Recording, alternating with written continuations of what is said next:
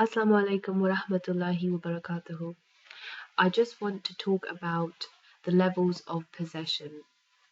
This is important to know because if you're not aware of the subtleties that can come with possession or the types of possession, you may be experiencing the effects of it without realizing. It may be upon you or somebody that you love. So the first type of possession is complete possession. This can occur in the form of an epileptic fit. So this is where the seizures take control of the whole body. The person is unable to move their body, and they may come around after a few seconds or a few minutes. With regards to possession, it can occur in such a way of different time periods. So it may be for a few minutes, it may be for a few hours. You can be possessed for months or years. And that is the same with these levels of possession also. The second type of possession is the Jinn possession of the brain. This is where the Jinn has located itself inside the brain. They are able to control your senses, they're able to control your tastes. You may experience hallucinations, so you may see visual hallucinations or auditory hallucinations, such as hearing voices. What they can also do is paralyze parts of your body or move parts of your body involuntarily. So you may have a freezing up sensation of the arm, you may have a type of seizure of an arm or a leg where you're unable to move it. This is all part of partial possession, or where the Jinn is inside the body. So the other type will be the presence of the Jinn and the patient. This is where the Jinn has surfaced out of the body, but the patient is also still aware or semi-conscious of what is happening. The Jinn will be able to speak and the person will be able to speak, and this can occur during ruqya. You may see it in ruqya. The person will be trying to speak and the Jinn may be trying to speak. What can also happen is, at this time, the person will feel what you are doing in the ruqya, and the Jinn will also feel what you are doing in the ruqya. This is why it's really important not to do any type of physical harm to a person to who you are doing ruqya upon, even yourself in self-ruqya. The only time that there is even a slight physical beating will be during ruqya from an experienced raqi, because they will be aware of when it is just the Jinn alone. When the person and the Jinn are physically surfaced, the person can experience the pain that you inflict on them, so it's important to be very careful. It may not just happen during ruqya. The person and the Jinn can also be surfaced throughout the day, in which case they will both be aware of what they're doing. The person may be in a semi-conscious type of state where they remember what they've said or they remember what they are doing, but they are somehow unable to control it. So for example, they may go out alone into a park or a garden on their own, or spend time alone in the dark, and they are aware that they are doing this, but they can't quite explain why. It's also because the Jinn also has its preferences on what to do, and it will also be the Jinn witnessing the environment as much as the person. The other type of possession is the complete presence, and it is the common presence. So what this means is it's a subtler type of presence of the Jinn, where the Jinn is within the body at all times, but it surfaces only for moments, or it may speak only for a time. So they may say, for example, in a conversation, one sentence. This type of possession is common in marital sihr, so the sihr of separation, because what the Jinn aim to do is surface at a moment and even speak in the voice of the person. So they will say an offensive statement that may cause an argument, and the spouse will think that is the person speaking, as it is in their voice, but in actuality it is the Jinn that is speaking, and they are causing an argument. So you will react by being offended, and the argument will thus continue, and this is how they eventually can lead to the unfortunate cases of divorce or separation. So the way of recognizing this type of possession instead of it being a psychological illness will be that in a psychological illness, a person will remain in this type of state for months or weeks as until they are cured from the medication. They are constantly saying bizarre things, they are constantly saying offensive things, and they are constantly in acting strange. In jinn possession, when the person is surfaced and the jinn is more hidden, if you like, and they are not reacting, um, the person is normal. They will act and speak normally. They will function as how you've known them to be, and they will be in character. They may not be depressed or anxious or behaving bizarre or self-harming,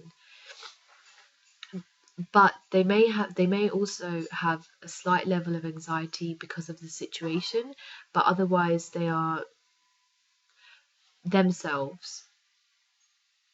That is the difference between this type of possession and a mental illness. Whereas in a mental illness, the person is constantly like this. It may also be that in the possession, people, they can't always remember what they've said. So they may say an offensive statement 2 seconds ago and not remember what it was that they've said that has caused an argument, or what it was that they've said that was really offensive or bizarre or blasphemous. Another way to tell would be obviously their reaction to the Qur'an and the ruqya. So they may experience the paralysis or fits or laughing or crying during the ruqya or listening to the recitation of the Qur'an. There are lists of symptoms of reactions to look out for online and on our website. So now I'm going to discuss a little bit about how you can control this type of possession, what you can do that will help. If you feel that you're experiencing a more subtle type of possession where the jinn surfaces just for moments and you find yourself in arguments, especially with your spouse, it's likely that you're going through this type of possession. And what the first step to do will be to identify it. So how do you identify it? This is a process of looking out for this type of behavior. So what you do is you observe your behavior and your conversations and see where along the line have you found yourself getting angry without a rational reason, or where have you said something that was really out of context or inappropriate. You could keep a log to see what has been going on for the past few days or weeks, to find what you are saying. You could even ask people around you, such as your spouse or your family, to tell you when have you said or done things that were really out of context and inappropriate, and what it was that you said may even help. Because reading this or finding out about it will help you to realize that it was not you, and help you to realize your situation a little better. And with understanding of your situation comes the ability to control it more, which leads me on to my next step.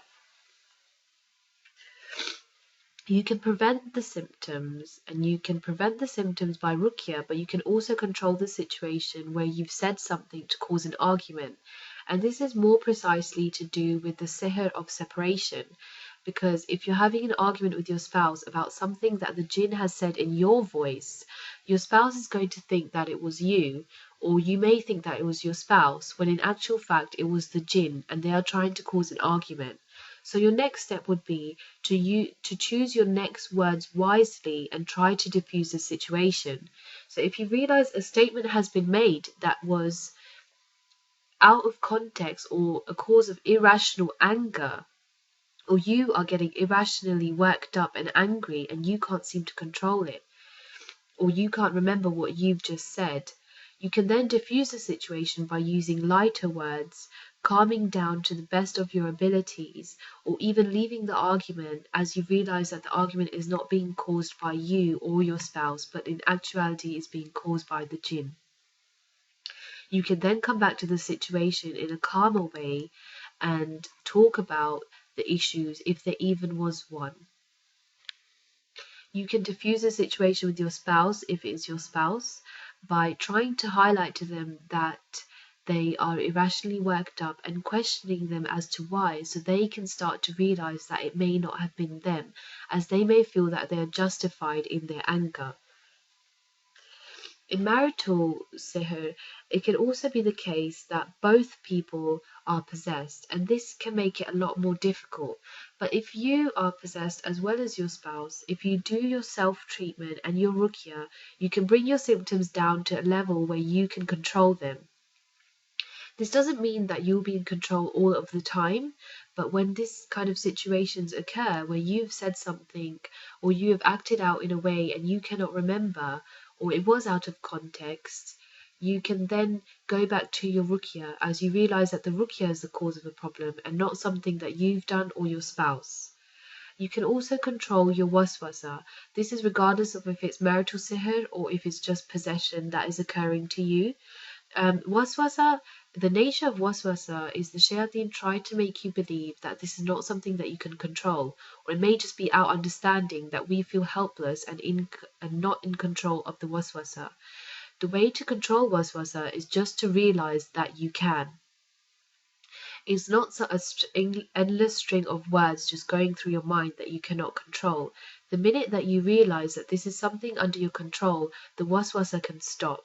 You can also try to help your situation if the waswasa is really bad by controlling your waswasa and then reading Ayatul Kursi or the last 3 chapters of the Qur'an and feeling in control, and inshallah the waswasa will be silenced. We are now also offering a free ruqya service according to the Quran and Sunnah, where the Raqi will recite Quran upon you and make Sunnah supplications, and inshallah this will help with your symptoms. If your symptoms are really bad, do get in touch with us. If you feel that you're in control of your symptoms, continue with your self-ruqya treatment and inshallah you will improve. I have included the details on the website and on YouTube. Inshallah, I hope this video helped. Asalaamu alaikum wa rahmatullahi wa barakatuhu.